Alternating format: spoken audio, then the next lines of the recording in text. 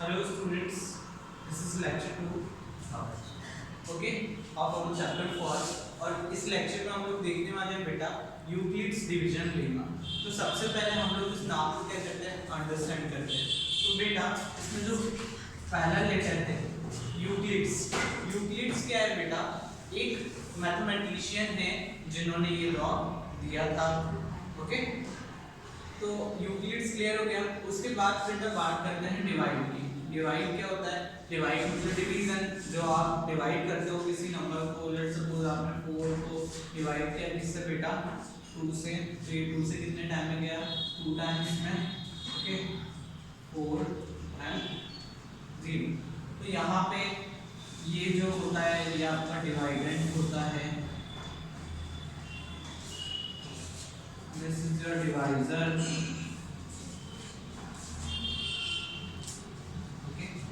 And this is remainder. Clear हो रहा है बेटा? Okay. This one is your quotient. ठीक है, तो डिवीजन में इतनी ही चीजें। Okay. Now we will talk about lemma. तो बेटा सबसे पहले जान लेते हैं कि ये वर्ड की है जो हमें समझना इम्पोर्टेंट है। ओके लेमा क्या होता है बेटा? लेमा होता है एक स्टेटमेंट जो ऑलरेडी प्रूव हो चुका है और जिसकी हेल्प से हम लोग अदर चीजें प्रूव करेंगे। ओके तो लेमा को समझाने के लिए मैं आपको एक बहुत अच्छा एग्जांपल देता हूँ। जैसे एक प्रूवन स्टेटमेंट, जैसे मैंने आपको कहा सन, तो बेटा सनराइज किस डायरेक्शन से होता है? ईस्ट डायरेक्शन से। तो ये मैंने क्या दे दिया आपको? एक स्टेटमेंट दे दिया। ओके और ये ऑलवेज ट्रू है कि सन हमेशा किस डायरेक्शन से राइज होता है? East direction. अब इसकी हेल्प से आप कुछ और प्रूव कर सकते हो, है ना? तो जैसे आप क्या प्रूव कर सकते हो कि आपको मॉर्निंग में उठना है और देखना है सन किस डायरेक्शन से राइज हो रहा है। तो लेट्स सपोज सन किस डायरेक्शन से राइज हुआ, दिस इज ये डायरेक्शन कौन सी रहेगी? East direction. तो ईस्ट डायरेक्शन से अगर मैं 180 डिग्री टर्न लूं, ओके तो ये डायरेक्शन कौन सी हो जाएगी बेटा? West direction. तो मैंने क्या किया, एक जो स्टेटमेंट था उसकी हेल्प से दूसरे स्टेटमेंट को क्या कर दिया? प्रूव कर दिया। तो वो क्या हो जाता है बेटा? लेमा हो जाता है। अब लेमा होता क्या है ना? ये तो मैंने आपको एक एग्जांपल के थ्रू समझाया। अब लेमा क्या होता है? लेमा होता है दो इंटीजर्स, है ना? अगर दो इंटीजर्स हैं तो वो एक रिलेशन को सेटिस्फाई करेंगे, दो पॉजिटिव इंटीजर्स। ओके तो वो रिलेशन क्या है बेटा? वो रिलेशन है a equals to b q plus r. ठीक है बेटा, मतलब कोई भी दो पॉजिटिव इंटीजर है तो वो इस रिलेशन को क्या करेंगे बेटा? सेटिस्फाई करेंगे। अब यहाँ पे a और b क्या है? दो नंबर है। ओके और r क्या है बेटा? r stands for reminder.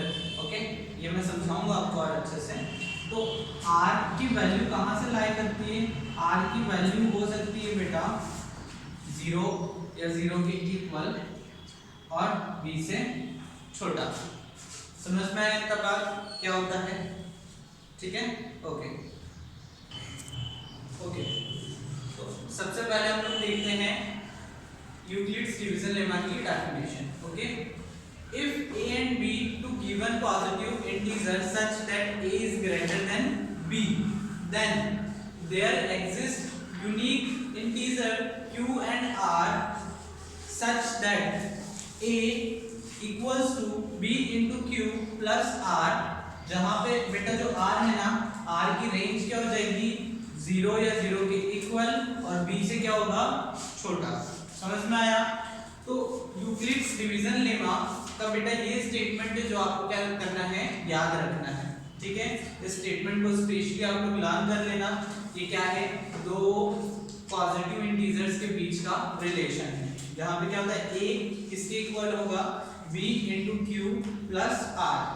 आप लोग चाहें तो इसे कैसे लर्न कर सकते हैं? जैसे मैंने आपको डिवीजन जब एक्सप्लेन किया था तो वहां पर मैंने आपको बताया था कि डिवीजन में डिवाइडेंड क्या होता है, डिवाइजर क्या होता है, क्वोशिएंट क्या होता है और रिमाइंडर क्या होता है। तो वैसे ही अगर ये आपका क्या है बेटा? डिवाइडेंड। आप लोगों को डिवीजन का आंसर चेकिंग प्रोसेस आता होगा, सेम वही लिखा है। देखो डिवाइडेंड किसके इक्वल होता है, divisor into quotient plus reminder. Okay, समझ में आया? जहां पे आपको ये भी याद होगा रिमाइंडर क्या होता है, रिमाइंडर या तो 0 हो जाता है या फिर जो आपका क्वोशिएंट होता है उससे छोटा आता है ऑलवेज। और हम लोग डिवाइड ही तब तक करते हैं जब तक रिमाइंडर क्या आ जाए, या तो 0 नहीं आ जाए या तो आपका जो गिवन क्वोशिएंट है मतलब b की जो भी वैल्यू लेके रखी उससे छोटा ना हो जाए। समझ में आया? क्लियर हो गया ये रूल अच्छे से कि यूक्लिड्स डिवीजन लेमा होता क्या है। अब इसका हम लोग जब एग्जांपल करेंगे तो आपको और अच्छे से क्लियर हो जाएगा, है ना। हम लोग क्या करेंगे, जो एक स्टेटमेंट मिला है हमें, जो किसने दिया था, यूक्लिड्स ने। यूक्लिड्स कौन है बेटा, एक मैथमेटिशियन। उन्होंने बस इसी का एक स्टेटमेंट दे दिया है जो हम लोग यूज करेंगे अदर स्टेटमेंट को प्रूव करने में। ओके ओके बेटा, अब हम लोग यूक्लिड्स डिवीजन लेमा को समझने के लिए हम लोग क्या करेंगे, एग्जांपल सॉल्व करेंगे। एग्जांपल है, show that any positive odd integer is of the form 6q + 1 or 6q + 3 और 6q + 5 where q is some integer। तो बेटा सबसे पहले तो इस क्वेश्चन को अच्छे से समझ लेते हैं। तो इस क्वेश्चन में बेटा बोल रहा है कि कोई भी अगर एक ऑड नंबर है, क्या है, ऑड नंबर है, तो वो इस फॉर्म में एग्जिस्ट करेगा, 6q + 1 6q + 3 6q + 5। ये आपको प्रूव करना है। ओके, कि कोई भी एक ऑड नंबर है तो वो इस फॉर्म में, अगर इस फॉर्म से मैच करता है तो वो नंबर क्या होगा, ऑड नंबर होगा। क्लियर है? तो सबसे पहले तो ऑड नंबर क्या होता है, इवन नंबर क्या होता है, ये हमें क्लियर होना चाहिए। तो बेटा ऑड नंबर क्या होता है, जो 2 से कंप्लीटली डिवाइड ना हो। कंप्लीटली डिवाइड ना हो मतलब जब आप उस गिवन नंबर को 2 से डिवाइड करो तो आपको रिमाइंडर 0 ना मिले।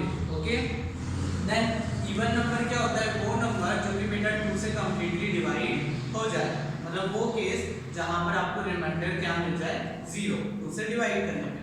क्लियर हो गया? ऑड और इवन दोनों क्लियर हो गए अच्छे से।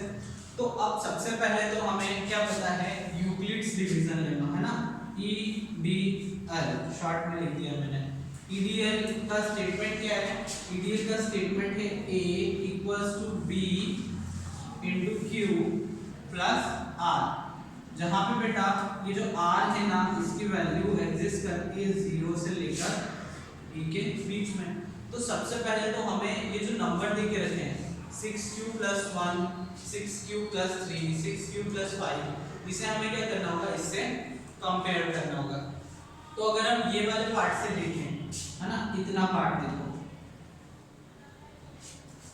और पहले वाले नंबर से कंपेयर करो।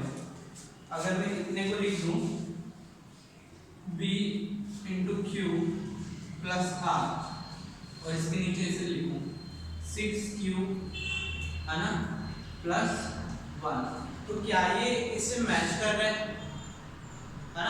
और मैंने आपको यूक्लिड्स डिवीजन लेमा को समझाया था कि बेटा ये क्या होता है आपका dividend, this is your divisor, this is your quotient and this is your reminder. Clear हो गया? तो ये क्या है बेटा, आपका डिवाइजर, ये आपका क्वोशिएंट है q और ये क्या है, रिमाइंडर।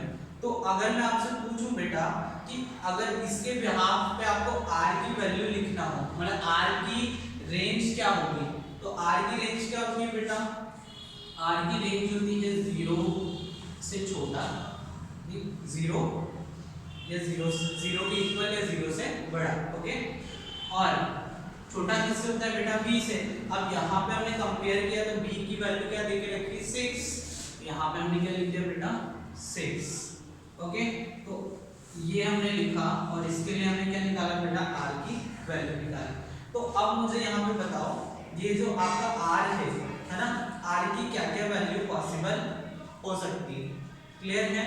यहाँ पे r की हम लोग सारी पॉसिबल वैल्यूज लिख देंगे, है ना। तो क्या बोल रहा है, 0 या 0 के इक्वल और 6 से छोटा। तो यहाँ पे r की कितनी वैल्यू हो जाएगी, एक तो हो जाएगी 0, एक हो जाएगी 1 2 3 4 एंड 5। मतलब आर की हमें कितनी वैल्यू मिली, 5 वैल्यूज मिली बेटा। तो अगर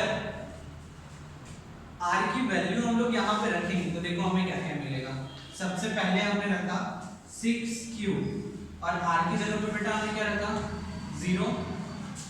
यहाँ पे हमने क्या रखा 6q plus 1, 6q plus 2, 6q plus 3, 6q plus 4 and 6q plus 5। Okay बेटा, ये देखो 6q प्लस 5 समझ में आ गया।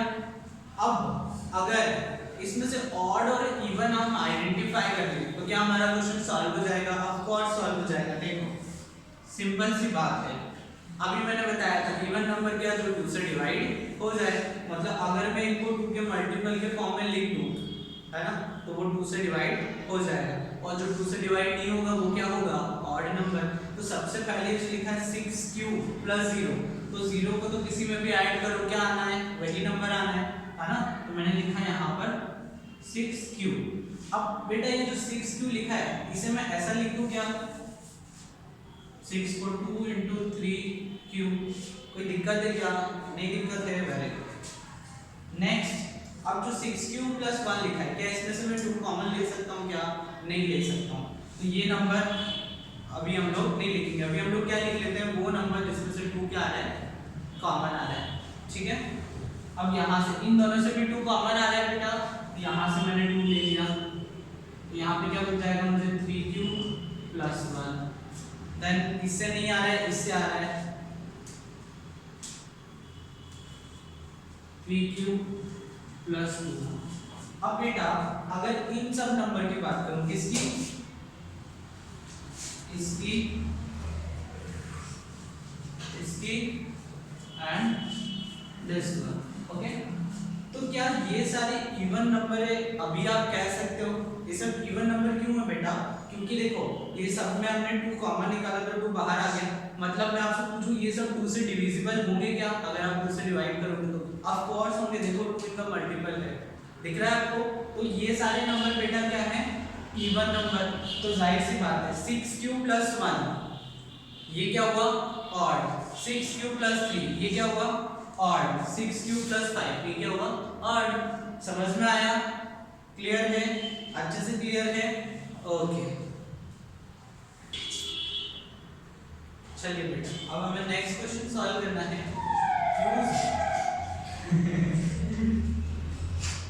ठीक है बेटा, नेक्स्ट क्वेश्चन क्या है, use Euclid's division lemma to show that the square of any odd positive integer is either of the form 3m or 3m plus 1 for the integers।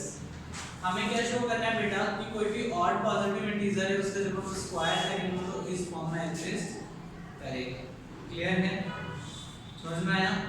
अब हमें क्या करना है, यहाँ पे सबसे पहले तो यूक्लिड्स डिवीजन मेथड कहती है a equals to b into q plus r, जहाँ पे बेटा जो r है वो कहाँ एग्जिस्ट करेगा, r की वैल्यू 0 या 0 के इक्वल और लेस देन b, है ना। अब इस फॉर्म को अगर हम कंपेयर करें तो देखो हमारे पास क्या है 3m है ना, 3m और क्या है 3m प्लस 1 जिससे मैच कर रहा है। तो सबसे पहले तो हम लोग किसकी वैल्यू निकालेंगे, r की वैल्यू निकालेंगे, ठीक है बेटा।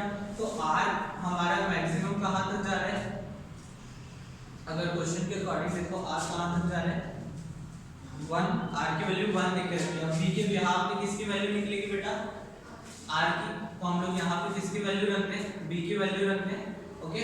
तो यहाँ पे r की वैल्यू निकालने के लिए हमने क्या किया,